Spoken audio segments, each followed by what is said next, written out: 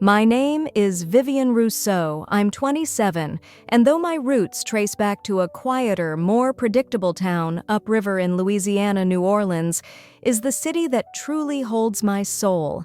It's here amidst the vibrant chaos and the ever-present thrum of music that I live and work, or rather live and try to make my biggest dream work.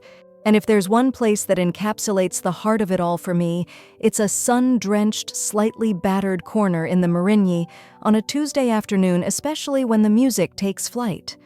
The air thick with the late spring humidity of South Louisiana and the tantalizing scent of Creole cooking wafting from a nearby kitchen vibrated with an improvised jam session. Old Man Tyberge, a local legend whose wrinkles seem to map out every blues riff ever played, coaxed a mournful yet hopeful cry from his tenor sax.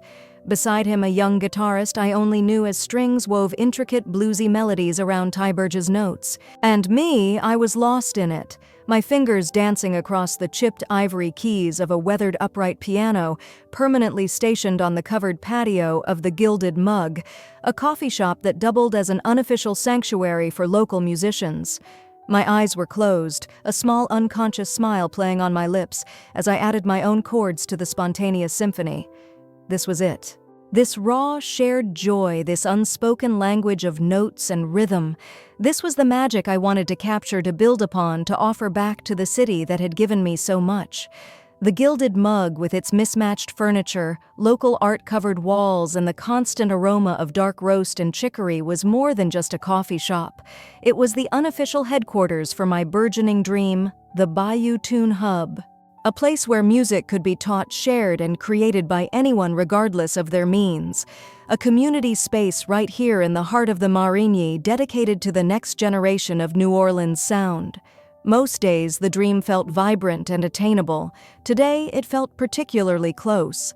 But even as the music swelled, a familiar low hum of weariness thrummed beneath my skin. It was the counter-melody to my ambition, a rhythm I knew all too well. The jam session wound down with a final flourish of notes, and a smattering of applause came from the few patrons nursing their coffees. Marcus, a drummer whose wisdom was as steady as his beat, gave me a knowing nod from behind his perpetually worn fedora. He was part of my small, invaluable Krewe, the chosen family I'd found in this city. "Soundin' good today, Viv," he rumbled, his voice like gravel rolling downhill. "Got that fire in your belly, I can hear it." Simone, a young singer with a voice like liquid gold and a spirit to match, chimed in from a nearby table where she'd been sketching in a notebook. "She's always got the fire, Marcus, just sometimes the world tries to dampen the kindling." She winked at me, and I felt a surge of gratitude for their easy camaraderie. They knew about the hub, about the passion, and to some extent about the pressures. The pressure wasn't from the dream itself, challenging as it was to get something like the hub off the ground with minimal funding. No, the real, persistent drain came from closer to home. My phone, tucked into my bag, buzzed with a familiar pattern. I didn't need to look to know it was probably my mother, Estelle. Her calls were a daily ritual, usually a tapestry of minor anxieties, vague health complaints, and an unspoken expectation that I, Vivian, would be the ever-patient ear, the solver of all small crises. Later, as I sat at a wobbly table inside the Gilded Mug, nursing a café au lait and sketching out floor plans for the hub in my worn notebook, a small stage here, a soundproof practice nook there, a corner for donated instruments, my phone buzzed again. This time it was a text from my younger brother Andre. "Hey Viv, got this amazing new idea for a fusion art project, just need a little advice, and maybe a tiny bit of seed money to get it off the ground. Call me." I sighed, a small puff of air that barely disturbed the hopeful drawings on the page. Andre was all flashes of brilliance and fleeting enthusiasm, his amazing new ideas often leaving a trail of unfinished projects and frequently a call to his older sister for a financial lifeline. This was the internal conflict that shadowed my days, the soaring melody of the Bayou Tune Hub, constantly battling the discordant demands of family responsibility. Time, energy, and money, all finite resources, all stretched thin. I spent the next few days trying to find a physical space for the hub. Several promising leads in the Marigny turned into dead ends. Rent's too high, share. One landlord told me his eyes kind, but his terms firm. This ain't a charity. Another simply didn't see the vision, suggesting a nice, quiet little boutique would be a better fit for the charming, slightly dilapidated storefront I'd coveted. It was during one of these slightly disheartening afternoons that Estelle called. "Vivian, darling." She began, her voice already laced with a familiar theatrical worry. "I think I'm coming down with something dreadful. This cough. And my bridge club is tomorrow. Whatever will I do if I can't go?" I listened patiently, offered the usual reassurances, suggested she see a doctor if she was truly concerned, and mentally rescheduled my afternoon to allow for a potential emergency visit that would likely involve me making her tea and listening to her recount the slights of her fellow bridge players. She didn't ask for money, not directly, not this time, but the demand on my time, my emotional reserves, was just as draining. Later that evening, Andre texted again. His tiny bit of seed money request had a figure attached this time, $100. "Just to get some special paints, Viv. This one's a winner, I promise." I hesitated. $100 was a significant dent in my already meager personal savings I was trying to protect for the hub. But the thought of another pleading phone call, another round of guilt-laced persuasion, was exhausting. I transferred the money, a familiar resignation settling in. But then a flicker of light. Tucked amongst the usual spam and newsletters in my inbox was an email from the New Orleans Cultural Heritage Fund. My heart skipped a beat. It read, "Dear Ms. Rousseau, we are pleased to inform you that your initial proposal for the Bayou Tune Hub has successfully passed the preliminary review stage. We invite you to submit a more detailed project plan and present your vision to our board." A wave of elation washed over me, so potent it momentarily erased the lingering fatigue. This was it. A real chance. Hope bright and clear sang through me. I read the email again, then a third time, a wide grin spreading across my face. I was still basking in that glow, my notebook open, ideas high onsel, for the detailed proposal high onsel flowing, when my phone screen lit up with an incoming video call. Andre. His face when it appeared was a picture of remorse, his eyes wide and troubled. "Viv," he began, his voice cracking. "Oh God, Viv, I messed up. I messed up big time." My stomach tightened. "What is it, Andre? What happened?" He ran a hand through his already disheveled hair. "You know that vintage synth I rented for that gig last week, the one I swore I'd be super careful with?" I nodded slowly, a sense of dread creeping in. "Well," he swallowed hard, "it's gone. Stolen, I think, from the back of Marco's van after the show, and it's worth a fortune, Viv. The rental company wants $2,000 by Friday, or they're calling the cops." $2,000. The number slammed into me like a physical blow. I glanced at my bank app, open on my laptop screen. My savings, the tiny nest egg I'd so fiercely guarded for the initial deposit on a space for the hub for the upcoming fundraising concert I was planning, amounted to just a little over that. "Andre," I managed, my voice barely a whisper. I don't have that kind of money." "But you have to, Viv." His remorse was quickly being replaced by a desperate panic. "You always figure things out. Please, I'm begging you. I can't go to jail." I stared at his distraught face on the screen, then at the hopeful email from the Cultural Heritage Fund still glowing softly on my other monitor. The melody of my dream, so clear and bright just moments before, was now choked by a rising tide of familial obligation and an all-too-familiar sense of powerlessness. I ended the call, the silence in my small apartment suddenly deafening. The question of what to do, how to possibly navigate this, hung heavy and unanswered in the humid New Orleans air. The unresolved question of Andre's plea for $2,000 became a relentless hum beneath the surface of my days, a discordant note in the melody of my life. Sleep offered little escape. It was 3 a.m. a few nights after that fateful video call, and I was pacing the worn wooden floor of my small New Orleans apartment. Outside, a sudden summer downpour lashed against the window panes, the sound a mournful echo of the turmoil inside me. On my cluttered kitchen table, a stack of bills seemed to glare accusingly, positioned uncomfortably close to the ambitious, still incomplete plans for the Bayou Tune Hub. The hopeful glow from the Cultural Heritage Fund's email had dimmed considerably, overshadowed by this new oppressive cloud. The next few days were a blur of frayed nerves and mounting anxiety.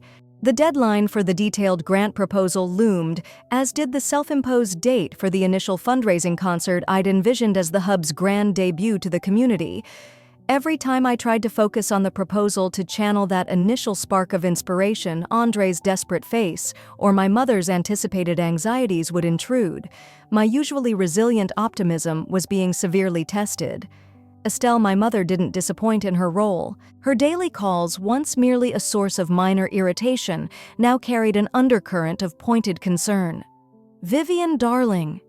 She'd sigh, her voice heavy with manufactured woe. "Have you spoken to your brother? That poor boy, he must be beside himself. You know a mother can sense these things. He's always been so sensitive. And those people he owes money to, well, one hears such terrible stories." She never directly asked if I was going to give him the money, but the implication was clear. The unspoken narrative was that Andre was in trouble, and I, the ever-capable older sister, was somehow responsible for his well-being, or at least for mitigating the fallout. The fear of family ruin, as she dramatically put it, was her favorite lever. Andre, for his part, transitioned from desperate pleas to a more insistent, almost guilt-tripping tone in his texts. "Viv, please. I know it's a lot to ask, but you're always so much better at handling things. You've got your life together. This could ruin me. Don't you care?" Each message felt like another stone added to the already crushing weight on my chest. My life together. If only he knew. I tried half-heartedly to see if I could borrow small sums from a couple of friends, but everyone in our circle was navigating their own financial tightropes. New Orleans was a city of artists and dreamers, rich in culture but often lean in cash flow. It was a fruitless endeavor that only deepened my sense of isolation. The thought of using the last of my savings, the money earmarked for the deposit on a small venue for the fundraising concert, gnawed at me. Helping Andre would mean potentially canceling the concert, the very event meant to breathe life and funds into the Bayou Tune Hub. It felt like a betrayal of my dream of the community I hoped to serve. Just as I was teetering on the edge of that desperate decision, an email pinged into my inbox. It was from the Cultural Heritage Fund. "Dear Ms. Russo, this is a courtesy reminder that the deadline for submission of your detailed project plan for the Bayou Tune Hub is now 1 week away. We anticipate a highly competitive review cycle this year." The polite professional words sent a jolt of panic through me. 1 week. How could I possibly pull together a compelling proposal when my mind was a storm of familial obligation and financial dread? Later that day, seeking a temporary reprieve and a quiet place to at least try to work, I found myself at a small, independent co-working space in the Bywater. Simone, my vibrant singer friend from the Gilded Mug, was there sketching furiously in her notebook, a pair of oversized headphones perched on her ears. She looked up as I slumped into a chair, and her usual bright smile faltered slightly as she took in my appearance. "Viv, you okay?" she asked, pulling off her headphones. "You look like you've wrestled a gator and lost." Her unexpected kindness, her genuine concern, was the tiny crack in the dam I'd been so desperately trying to maintain. Before I knew it, the words were tumbling out. Not everything, not yet, but enough about the pressure, the impossibility of it all. Simone listened patiently, her expression shifting from curiosity to empathy. "Oh, honey," she said softly when I paused, breathless. "That's a heavy load. You know, when I was first starting out trying to get my music heard, my own family, well, let's just say they didn't always get it. Sometimes the hardest note to hit is saying no to the people you love, especially when it's to protect something you need to do for yourself." She paused, then added, "You should talk to Marcus and the others. Seriously, you're not alone in this." Her words resonated, but before I could fully process them, Estelle called again. This time her voice was shrill, laced with genuine panic. Vivian, it's Andre. Those people, they called the house, they're making threats. Oh, I'm so scared, Vivian. What if they come here? You have to do something. You have to help him right now. Oh, the manufactured drama had suddenly, terrifyingly taken on a sharper edge. Or so Estelle made it seem. The final straw came later that evening. I'd managed to drag myself to a planning meeting for the fundraising concert with Marcus, Simone, and Javier, our local restaurateur ally who was helping secure a venue. We were huddled around a small table in the back of Javier's bustling po' boy shop, trying to hash out a set list and a marketing plan, when my phone began its relentless assault. A barrage of texts from Andre, each more frantic than the last. Missed calls from Estelle. I tried to ignore it to focus on the hopeful energy in the room, but the insistent buzzing was a physical manifestation of the chaos in my head. Then Estelle called again. I saw Javier's understanding glance and stepped away to take it, my heart hammering. "Vivian!" She sobbed, her voice cracking with what sounded like genuine tears. "He's going to be ruined. We're all going to be ruined. Why aren't you helping family is everything, Vivian. If anything happens to him, it's all your fault. It's your fault for not being there, for not doing enough." The accusation, raw and absolute, hit me with the force of a physical blow. I stumbled back to the table, the faces of my friends blurring. The weight of it all, the money, the guilt, Estelle's words, Andre's desperation, the looming deadlines, the fragile dream of the hub, became unbearable. Marcus, ever perceptive, stopped mid-sentence. "Viv." "What's wrong, Cher?" Simone's eyes were wide with concern, and that's when the dam finally broke. The carefully constructed composure I'd maintained for weeks crumbled. Tears streamed down my face as I choked out the whole story. The $2,000, the lost synth, Estelle's accusations, my fear of failing everyone, especially myself. The words poured out a torrent of frustration, fear, and helplessness. When I finally finished, a heavy silence filled the small space, broken only by my ragged breathing. Marcus, Simone, and Javier simply looked at me, their expressions a mixture of shock and profound empathy. There was no judgment in their eyes, only a quiet understanding. Simone reached across the table and gently placed her hand on my arm. Her touch was a small anchor in the storm. For the first time in days, a tiny, fragile thought flickered through my mind. Maybe I'm not entirely alone in this. But what could they or anyone possibly do? And would I even have the courage to let them try to make the choices that felt so terrifyingly impossible? The echo of my last ragged confession still hung in the air of Javier's back room, thick with the scent of fried shrimp and old wood. Simone's hand was a steady warmth on my arm. She gently pushed a glass of water towards me. It was Marcus who finally broke the silence, his voice a low, comforting rumble that seemed to absorb some of the room's tension. "Vivian," he said, leaning forward, his gaze direct and kind. "You ain't alone in this, Cher. Not by a long shot. We're a crew, remember?" He tapped his chest. "And a crew doesn't let its members sink. We float together or we figure out how to build a damn strong raft." A watery, grateful smile flickered across my lips. The initial storm of tears had subsided, leaving behind an exhausted calm, but also a tiny, fragile seed of hope. These people, my friends, my chosen family in this wild, wonderful city, they hadn't recoiled from my mess. They'd leaned in. We were still in Javier's po' boy shop, the clatter of the kitchen, and the murmur of late-night diners a distant backdrop to our own hushed conference. Over the next few days, that back room became our war room, and the spirit of camaraderie spilled out into the cafes and streets of New Orleans as my crew began to mobilize.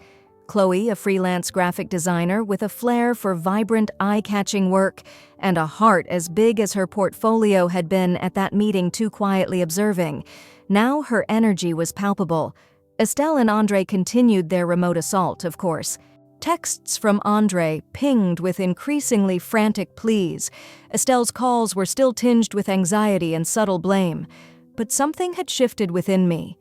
Bolstered by the unwavering presence of my friends, I found a new ability to field these calls with a calm I hadn't possessed before, a polite but firm, "I'm working on a solution, Mom. I'll let you know." I was no longer a solitary island weathering the storm. The immediate conflict was clear: Andre's $2,000 debt. How could we address that without derailing the Bayou Tune Hub and its crucial upcoming fundraising concert? My personal savings were practically non-existent after the previous small loan to Andre. The concert's seed money was sacrosanct. "Okay," Javier said, wiping his hands on his apron after delivering a round of habitas to our table. $2,000. It's a chunk, no doubt, but this is New Orleans. We know how to make a little magic happen right. My own internal conflict was still present, the unease of accepting such significant help, the ingrained feeling that this was my family problem to solve, the fear of burdening these people who already gave so much of their time and talent.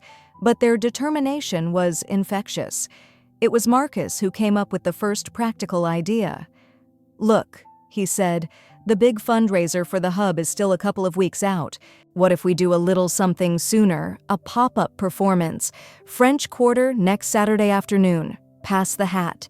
We tell folks it's to help a local musician in a bind, which is the truth. Whatever we make, it's a start for Andre's situation. Think of it like a community loan, Viv. You pay it forward when the hub is up and running." The idea was brilliant in its simplicity, its New Orleans spirit. Simone's eyes lit up. "Yes, and Chloe and I can whip up some quick posters blasted on social media. We can even drop a mention about the main hub fundraiser too, get some early buzz." Chloe nodded eagerly. "I've got some funky, NOLA-inspired templates I can adapt. We'll make it look irresistible." Javier grinned. "I know a guy who knows a guy about street performance permits, and I can probably borrow a couple of decent battery-powered amps and a mic from my cousin who plays in a Zydeco band." Suddenly there was a plan, a whirlwind of proactive energy. While they buzzed with logistics, a warmth spread through my chest, chasing away some of the lingering chill of despair. Inspired, I found myself able to open my laptop and genuinely focus on the detailed grant proposal for the Bayou Tune Hub. The words flowed more easily now, fueled by the tangible support energy that surrounded me. The following Saturday was pure New Orleans. We set up near Jackson Square, the iconic St. Louis Cathedral, a majestic backdrop. Javier had worked his magic. We had our permit, a surprisingly decent sound system, and a prime spot where tourists and locals alike ambled by. Chloe's vibrant hand-drawn posters proclaiming a Marigny Musicians Benefit Jam added to the festive air. We played for 3 hours straight, Marcus laying down an irresistible beat, Simone's voice soaring over the quarter's usual cacophony, Javier surprisingly skilled on a borrowed washboard, and me on a portable keyboard, my fingers finding joy again. Other local musicians, friends of Marcus or Simone, saw what was happening and spontaneously joined in a rotating cast of talent that kept the energy high and the music flowing. It was a quintessential New Orleans lagniappe, a little something extra given freely from the heart. Tourists stopped, locals clapped and danced, and the open guitar case at the front of our makeshift stage slowly began to fill with crumpled bills and loose change. I sang a few numbers myself, my voice surprisingly strong, buoyed by the collective spirit. As the afternoon sun began to dip, casting long shadows across the square, we packed up, tired but exhilarated. We gathered on a nearby bench, and Simone carefully emptied the guitar case. Bill by bill, coin by coin, we counted. The final tally, $742. Not the full $2,000, not even half, but it was far more than I'd dared to hope for from a single afternoon of busking. More importantly, it was a testament to the generosity of strangers and the unwavering support of my friends. My phone chose that exact moment to ring. Andre. His voice was tight with panic. "Viv," they called again, "the rental company. They said they're giving me till Monday morning, then they're reporting the synth stolen. Monday, Viv, what am I going to do?" I took a deep breath. Marcus caught my eye and gave a subtle, encouraging nod. The $742 felt like a shield. "Andre." I said, my voice firmer than it had been in weeks, but not unkind. Listen to me. We did a benefit today. We raised some money. $742. That's what I can give you towards this. 700, but Viv, that's not enough. It's 2,000. I know it's not enough, Andre, but it's what I have, what this community generously gave. The rest you're going to have to figure that out. You need to talk to them, try to negotiate a payment plan, take some responsibility for this. It was the hardest thing I'd ever had to say to him, but the words came out clear and steady. After the call, a brief silence fell over our group. Then Javier spoke. You know, he said thoughtfully, that little Krewe emergency fund we all kick into sometimes for stuff? Pretty sure there's a bit in there. Simone and Marcus nodded. It wouldn't be much, Javier continued, but maybe enough to get closer to what he owes or at least show good faith to his creditors. Simone added, on one condition, Vivian, you take this help, you let us bridge this gap for Andre this time, and then you pour every ounce of your energy into that grant proposal and making the Bayou Tune Hub a reality. No more distractions. Tears welled in my eyes again, but this time they were tears of overwhelming gratitude. 700 from the street, a little more from the Krewe fund. It wouldn't solve Andre's irresponsibility, but it would likely get him out of immediate legal trouble, and it would free me. That evening, back in my quiet apartment, the weight on my shoulders felt significantly lighter. The menacing shadow of Andre's debt had receded, not entirely gone, but no longer all-consuming. With a clarity and focus I hadn't felt in weeks, I opened my laptop, the detailed proposal for the Bayou Tune Hub beckoning. The support of my crew was a tangible force, a harmonious chord resonating within me. The pressure from my family hadn't vanished, but now I knew with certainty I wasn't facing it alone. I began to write the words, flowing like a long-held melody finally released. The reflection staring back at me from the slightly fogged mirror in the cramped backstage dressing room wasn't a stranger, but she felt different, stronger. It was the day of the fundraising concert for the Bayou Tune Hub, the culmination of weeks of frantic planning, community effort, and a significant amount of my own hard-won emotional fortitude. I took a deep, steadying breath, the scent of old theater dust and fresh coffee mingling in the air. My outfit was simple. A dark blue dress that allowed for movement, a silver pendant Simone had loaned me for luck. But tonight it felt like a suit of armor. The familiar tension hummed in my veins, a counterpoint to a new steely determination. Tonight was about more than just raising money. It was about proving that a dream nurtured by a community could indeed take flight. Javier had worked his New Orleans magic securing the Blue Notes Shadow, a legendary, if slightly faded jazz club in the heart of the Marigny for our event at a generously discounted rate. From early morning, the place had been a hive of activity. The usual dimly lit, smoky ambiance was being transformed. Chloe's vibrant posters adorned the walls, strings of fairy lights twinkled, and a small merchandise table near the entrance displayed T-shirts and CDs donated by local artists, all proceeds going to the hub. The air buzzed with a mixture of nervous energy and excited anticipation. My crew was magnificent, each member a vital instrument in our impromptu orchestra of preparation. Marcus, cool and unflappable, was double-checking the sound system with a couple of tech-savvy friends he'd roped in.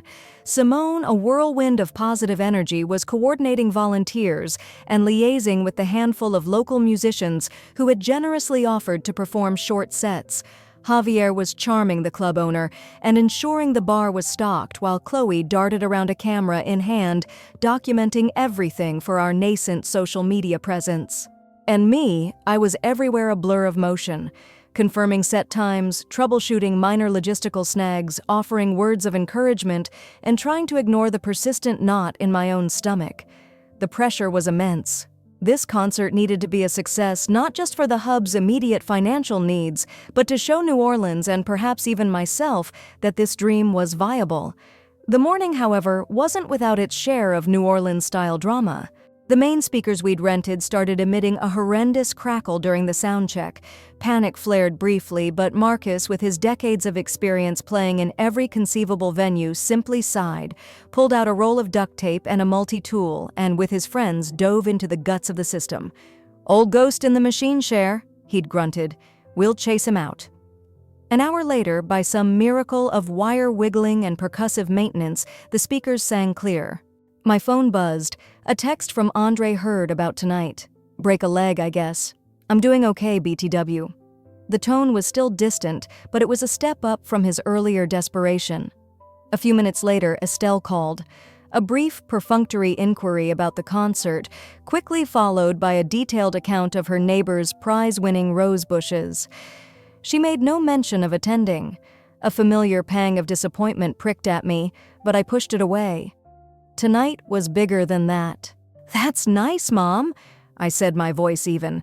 "I have to run, things are pretty hectic here." I was learning. As the afternoon wore on, a sudden torrential downpour, typical of a New Orleans summer, sent a fresh wave of anxiety through us.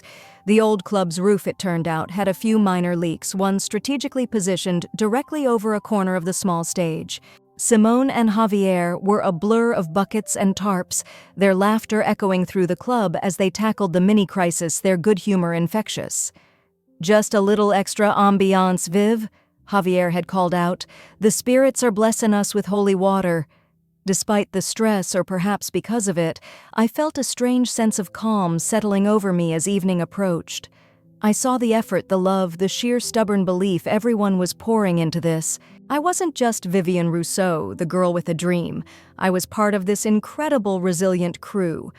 I was stronger than I thought. The doors opened, and slowly, then steadily, people began to arrive. Friends, fellow musicians, curious locals, even a few familiar faces from the French Quarter Street performance. And then a quiet thrill, Ms. Devereaux, the stern but fair representative from the Cultural Heritage Fund, walked in her expression unreadable as she surveyed the scene. The club filled the air, thrumming with conversation and anticipation. The opening act's local gems, handpicked by Simone and Marcus, warmed up the crowd beautifully. And then it was my turn. Marcus gave me a thumbs up from behind his drum kit. Simone squeezed my hand backstage. "You got this, Viv. Sing it from your soul." I stepped onto the small stage, the single spotlight momentarily blinding. As my eyes adjusted, I could see the packed room, expectant faces turned towards me. I saw my crew scattered throughout the crowd, their smiles beacons of support. My hands trembled slightly as I gripped the microphone. "Good evening, everyone." I began, my voice a little shakier than I'd hoped. "Thank you all so much for being here tonight. My name is Vivian Rousseau, and for a long time I've had this dream." I spoke about the Bayou Tune Hub, about the power of music to connect and heal, about creating a space where every voice could be heard. As I spoke, the nervousness began to fade, replaced by the passionate conviction that had fueled me for so long. I was about to launch into the first song, a soulful ballad I'd written about the resilient spirit of New Orleans, when a small commotion near the entrance caught my eye. My breath hitched. Standing uncertainly just inside the doorway, looking a little lost and decidedly out of place, were Estelle and Andre. My mother clutched her purse, her eyes wide as she took in the crowded bohemian atmosphere. Andre hovered behind her, his gaze darting around, a mixture of curiosity and awkwardness on his face. Our eyes met across the dimly lit room, mine, Estelle's. A heartbeat of silence stretched, a whole world of unspoken history passing between us. For a moment I faltered, but then I saw Marcus give me a subtle, almost imperceptible nod. I saw Simone's encouraging smile. I took another deep breath, a faint, almost wistful smile touching my own lips as I acknowledged my family's unexpected presence. Then I turned back to the audience, to my community. "This song," I said, my voice clear and strong now, "is for New Orleans, and for everyone who dares to dream." And then I sang. The music poured out of me, a torrent of emotion, hope, struggle, gratitude, and an unshakable love for this city and its people. The band, my crew, played with an intuitive grace, each note perfectly in sync. The audience was captivated. When the last note faded, the applause was thunderous, genuine. During a brief intermission while other musicians played, I found Estelle and Andre near the back. "Mom, Andre, I'm surprised to see you," I said, keeping my voice even calm. Estelle fumbled with her purse. "Well, your brother, he read about it online. He thought we should come." Andre just nodded, looking at the floor. "I'm glad you did," I said sincerely. "This is what I've been working towards. This is important to me. I didn't rehash old grievances. I didn't demand an apology or understanding. I simply stated my truth, my passion. I hope you can see that. I'll always be your daughter, your sister. But this hub, this community, this is a part of me now too, and I have to give it my all. Estelle just looked at me, a flicker of something unreadable in her eyes, surprise, regret, perhaps even a dawning respect. Andre remained silent, but he met my gaze for a moment, and for the first time I didn't see a demand, just a quiet observation. The rest of the concert was a triumph. The music was magical, the energy in the room electric. When we made the final appeal for donations, people were incredibly generous. Ms. Devereaux from the Grant Fund even sought me out afterwards, a rare smile on her face. "Impressive, Ms. Rousseau," she said. "Very impressive indeed." As the crowd thinned and my crew began the tired but happy task of packing up, a profound sense of relief and pride washed over me. We'd done it. Against the odds, we'd made it happen. The money raised was significant, far exceeding our initial modest goals. But more than that, we'd created something tangible, a wave of support and enthusiasm that felt unstoppable. I looked out through the club's open doorway. The New Orleans night was alive, the distant sound of a brass band carried on the humid air. My relationship with my family hadn't magically transformed, but something had shifted, a boundary drawn with love, but also with firmness. I had found my voice, not just in song, but in my life. And as I smiled, a genuine, unburdened smile, I knew I'd chosen the right key, the right rhythm, the right path. Vivian Rousseau didn't wait for permission to matter. She built something that did. In the heart of New Orleans, with nothing but a dream, a stubborn will, and the support of a makeshift family who showed up when it counted, she turned noise into music and doubt into action. She didn't silence herself to make others comfortable anymore. She found her voice. And when it came time to choose between carrying everyone else's weight or honoring her own future, she chose the path with rhythm, with purpose, with soul. Because sometimes the people you're born to won't see you, but the people you find will. And in saying no to obligation, she finally said yes to herself. Have you ever felt torn between who you're expected to be and who you know you really are? Have you ever fought for something that felt invisible to everyone but you? Share your story in the comments, because someone out there might be stuck in the same hard silence, and your words could be the harmony they need to hear. And if Vivian's journey stirred something inside you, if you believe in the power of dreams built with heart, not inheritance, follow this channel. We share stories that rise from quiet corners, stories full of music, mess, resistance, and hope, stories that remind us you don't have to be chosen to be worthy, you just have to choose yourself. And when you do, we'll be right here listening, cheering, and reminding you that you are never alone.